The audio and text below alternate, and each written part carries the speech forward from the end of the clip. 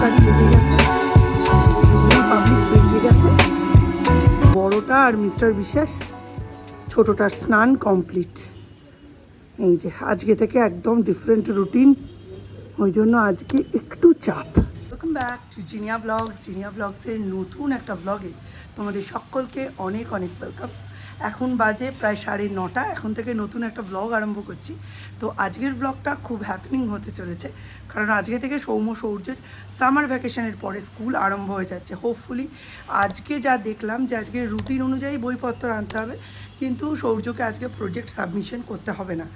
সৌম্য সকালবেলা উঠে খাওয়া দাওয়া করে মানে চা খেয়ে টিফিন নিয়ে বেরিয়ে গেছে। টিফিনে নিয়ে গেছে রুটি, সয়াবিন দিয়ে কাবলি ছোলার তরকারি আর পমগ্রানেট মানে বেদানা। আর সৌর্য নিয়ে যাচ্ছে পরোটা, বেগুন ভাজা আর মেথি। প্রথমে একটা জিনিস দেখাবো, এনাও দেখো।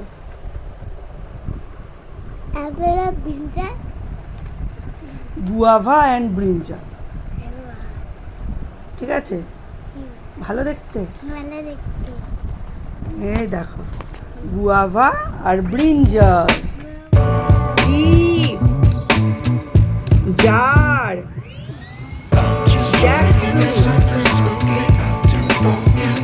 ক্যাপিটাল কে, স্মল কে,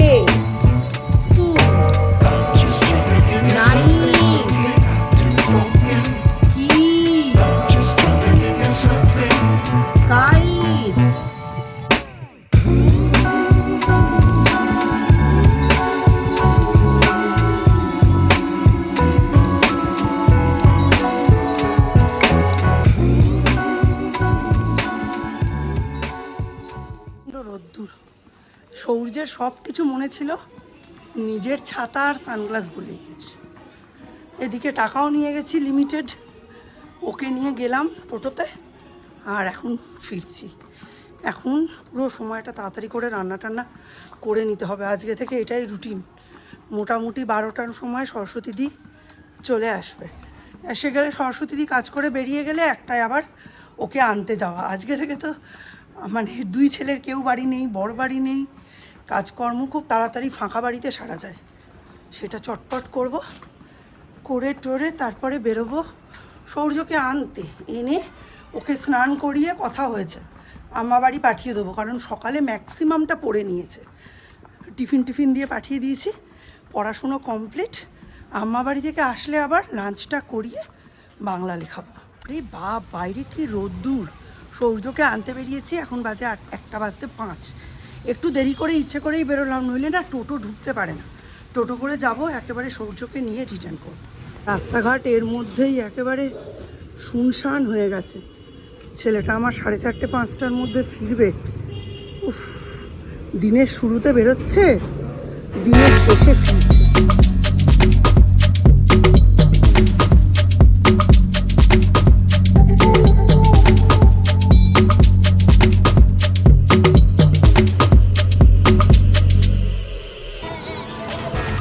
কেমন কাটলো স্কুল? ফ্রেন্ডদের সঙ্গে দেখা হয়েছে? কে? দুনি আসেনি, দুনি ঘুরতে গেছে। আর সৃজা তো এসছে, ওম এসছে,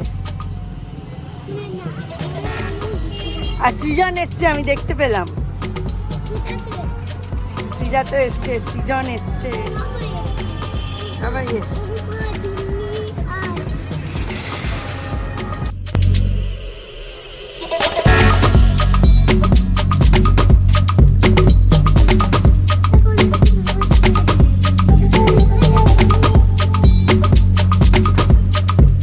বাড়িতে না থাকলে এই একটা সুবিধে, জানো কি তাড়াতাড়ি রান্নাবান্না কমপ্লিট হয়ে গেছে। ভাত হয়েছে, ডাল হয়েছে, ডিমের তরকারি হয়েছে, মাছের ঝোল হয়েছে, আর কালকে রাত্রে করেছিলাম আলু পটলের তরকারি আর কাবলি ছোলা দিয়ে সয়াবিন দিয়ে একটা তরকারি রয়েছে। অথচ অন্য দিন 3টে অবধি স্ট্রাগল করি। এখন জাস্ট বাজে 1:45, আর এখন অলরেডি আমার সব কিছু কমপ্লিট। সৌর্যকে স্নান করানো কমপ্লিট। এবার সৌর্য গেছে আম্মা দাদার বাড়ি, আমি ঢুকবো বাড়ি। আজকে সকাল থেকে অনেক কাজ এগিয়ে নিয়েছি, কিন্তু আজকের মতো এনার্জি তো রোজ নাও থাকতে পারে বলো। তো যাই হোক, আজকে আমি অনেকটাই ফ্রি, তাই ক্যামেরার সামনে এসে এত ভালো করে কথা বলতে পারছি। কালকে কি করেছি জানো? কালকে মিস্টার বিশ্বাস বাড়িতে ছিলেন, রবিবার ছিল। এরপরে কি হয়েছে, আমার কাজে একটু গা ঢিলা ছিল, কারণ আমি জানি যখন আমি একা থাকি পুরোটাই আমাকে করতে হবে, আর যখন উনি থাকেন ঠিক আছে, ওনাকে দিয়ে দু একটা কাজ আমি করিয়ে নিতে পারবো, তাই না? তো এইতে কি হয়েছে, বিকেলবেলা ঘুম থেকে উঠে আমি ডিরেক্ট চলে যাই ছাদে, কারণ একতলা থেকে তিনতলায় ওঠার থেকে দোতলা থেকে তিনতলায় ওঠা ইজি। ছাদে গিয়ে আমি প্রত্যেকটা গাছে প্রাণ ভরে জল দিয়েছি। জল টল দিয়ে আমাদের ঘরের যে ছাদটা, সেই ছাদটা, ওপরের ছাদটা প্রায় ধুয়ে পরিষ্কার করে ঝাঁটা টাটা দিয়ে নিয়েছি যাতে তাপটা একটু কমে। তারপর নিচে চলে এসেছি, একতলায় এসে চা বসিয়েছি। চা বসানোর গল্পটা আলাদা, পরে বলছি। বাইরের দরজাটা খুলে দেখি সরস্বতীদি যাওয়ার পরে আমি নিজে, সরস্বতীদি না, আমি নিজে ট্যাঙ্কির কলটা খুলে রেখেছিলাম। সব ট্যাঙ্কির জল বেরিয়ে গেছে, জল পুরো ফাঁকা। এটা যদি আমি আগে দেখতাম তাহলে আমি ছাদে গিয়ে ওই রকম মানে হরিশ্চন্দ্রের মতো জল খরচ করতাম না, রাজা হরিশ্চন্দ্রের মতো। আগে দেখিনি, তখনই বুঝতে পেরেছি পরের দিন চাপ, মানে আজকে মিস্টার বিশ্বাস সকালে চান করতে উঠতে গিয়ে বলছে, জিনিয়া তোমার তো ভুল হয় না, তুমি কি দোতলায় জল তোলোনি ট্যাঙ্কিতে? আমি তো মনে মনে ভাবছি আমার তো ভুল হয় না, এই যে ভুল হয়েছে, 3.5 বছরে এই প্রথমবার আমি ট্যাঙ্কির কল খুলে দরজা বন্ধ করে দিয়েছি।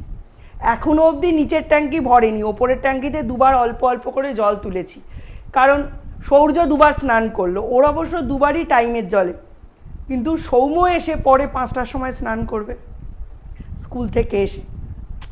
কি যে জলের বিভ্রাট শুরু হলো, আর কালকে ওই অবস্থা দেখে আমার তো মাথায় হাত। আজ এতদিন সারতে সারতে 3টে বাজছিল, আজকে 2টোর মধ্যে শেষ। এখানে রয়েছে ডাল, এটা হচ্ছে আমার ইউনিক ডাল গরম করার পদ্ধতি, গরম ভাতের ওপর বসিয়ে দিয়েছি। এখানে হচ্ছে আলু পটল, বোয়াল মাছের কালিয়া, এইটা মিস্টার বিশ্বাস খুব ভালো পেয়েছেন, 250 টাকা করে কিলো, 3.5 কিলোর বোয়াল মাছ। আর এখানে হচ্ছে ডিমের ঝোল, 3টে ডিমের করেছি, আমার সৌম্যর সৌর্যর। আর এর গল্প তো আলাদা। এই যে হাঁড়ি ভর্তি ভাত দেখছো, এটা কালকে দুপুরের, জানো?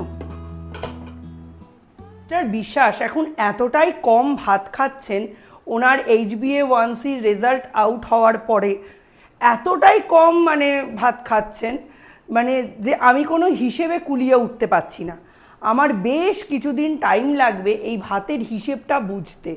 মিস্টার বিশ্বাস হার্ডলি 1 বাটি থেকে 1.5 বাটি ভাত খাচ্ছেন, আর এই কারণে আমার সমস্ত হিসেব গরমিল হয়ে গেছে। প্রচুর ভাত বেঁচে যাচ্ছে, কালকে রাতে ভাবলাম ম্যানেজ হয়ে যাবে, কাল রাতেও হলো না। আমার কিন্তু 2 ছেলে ভাত এরকম যদি বেঁচে যায়, হয় ভাত ভাজা, নয় ফ্রাইড রাইস, বা এরম যদি গরম জল ঢেলে উপর দিয়ে ফ্যান গালিয়ে দিই, খায়। এটার মধ্যে আমি কোনো খারাপ কিছু দেখি না। যদি আমি খেতে পারি মানুষ হিসাবে, তাহলে তারাও খেতে পারে। এখন তো নিম্নবিত্ত বলে কেউ নেই, সকলেই নিজেকে হাই ক্লাস দেখাতে খুব ব্যস্ত। আমরা রিফু করে জামা কাপড় পরি না, একই জামা 2টো বিয়ে বাড়িতে পরপর পরি না, আমি ওইসব ব্যাপারে বিশ্বাস করি না। যদি আমি লেফট ওভার খেতে পারি মানুষ হিসাবে, তাহলে ওরাও খেতে পারে। সেই কারণেই আমি আমার 2 ছেলেকেই, ছোটোকে তো বাদ দাও, ও অনেক ছোট, রিসেন্টলি ও আমাদের খাবার খাচ্ছে, কিন্তু সৌম্য অনেক ছোট থেকে, ধরা যাক ক্লাস 3-4 থেকে ও আমার সাথেই খায় সমস্ত কিছু। যদি কোনো তরকারি ওর বাবার পছন্দ না হয়, সেটা তো আমার ভাগ্যে জোটে, তখন সৌম্য কিন্তু নিজে থেকে এসে বলে, মা আমি আর তুমি ভাগাভাগি করে খাবো। আমি আশা করব সৌম্য পরবর্তী লাইফেও যেন এই রকমই থাকে। যে জিনিস মায়ের সাথে ভাগ করে বাসি পচা খাওয়া যায়, ছেঁড়া জামা কাপড় পরা যায়, জামা কাপড় রিইউজ করা যায়, জামা কাপড় রিফু করে যদি পরা যায়, তাহলে বেসিক্যালি সেই মানুষটা খুব ডাউন টু আর্থ, সেই মানুষটার বেসিক ভ্যালুজ খুব স্ট্রং। সে যেন পরবর্তীকালে তার জীবনসঙ্গিনীর সঙ্গেও এরকমই বিহেভিয়ার করে। আর আমি সৌম্য যেটা করব, সৌর্য তো সেটাই শিখবে। বিশ্বাস এখন সকালবেলা এই রকম ছোলা ভিজিয়ে রেখে যাচ্ছেন, আর পরের দিন সকালবেলা খাচ্ছেন। কালকে থেকে আমি এর মধ্যে ভাবছি একটু পেঁয়াজ, টমেটো, শসা এগুলো অ্যাড করে দেবো। কাজকর্ম কমপ্লিট, এবার স্নানে যাই। দাঁড়ান দেখি কি হালত করেছি জলের। সারাদিন শান্তি করে জল তুলতে পারলাম না বাবা, এখন আবার জল দেবো গাছে।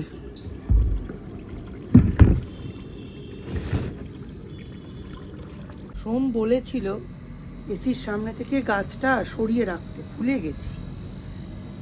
দেখুন ফুলগুলো কেমন ঝামড়ে গেছে, গরম হাওয়া খাচ্ছে রাত্রিতে। এই যে সরাতেই হবে আজকে, নইলে গাছের আর শোভা থাকবে না। আজকে আবার এক বালতি ফ্যান নিয়ে এসছি, জল মিশিয়ে গাছে দেবো। মন ভালো করে দিচ্ছে এ, দারুণ দারুণ অপূর্ব। এর থেকে সুন্দর আর কিচ্ছু নেই এখন আমার বাগানে।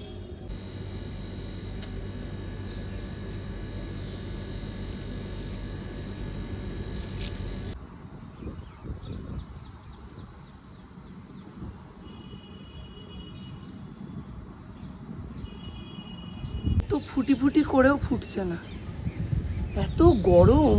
এ অ্যাকচুয়ালি বর্ষার। এই যে বেশিক্ষণ ঘুমোয়নি, তাড়াতাড়ি চলে এসেছি ওপরে। এখন বাজে 5টা 20-25 বাজে। দুই ছেলেই ঘুমোচ্ছে, সৌম্য স্কুল থেকে এসেছে, এসে স্নান টান করে কি ভালো লাগছে সূর্যটা। বললো আমায় খেতে দাও, খেতে দিলাম।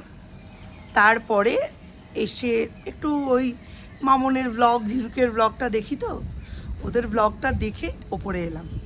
খুব ভালো লাগছে। এরপরে আসলে অন্ধকার হয়ে যায়। এখনও খুব একটা যে আলো আছে তা না, ক্যামেরায় একটু আলো আলো লাগে।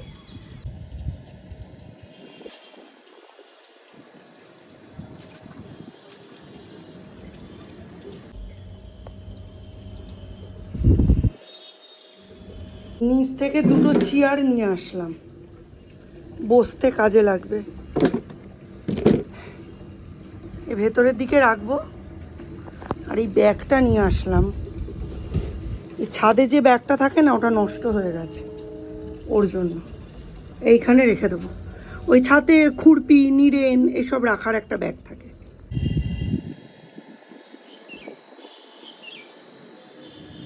বেশ এইরকম একটা সেট আপ বানিয়ে রাখলাম। এই সবাই যখন বাড়িতে থাকবে, সন্ধেবেলা এসে একটু বসবো, এই জায়গাটায় একটু চা, পেঁয়াজি ফেয়াজি, মুড়ি টুড়ি নিয়ে ছাদে হাওয়া খেতে খেতে গল্প করব, ওই এর জন্য তোমাদের দেখালাম। এরপরে আবার শেডের তলায় রেখে দেবো।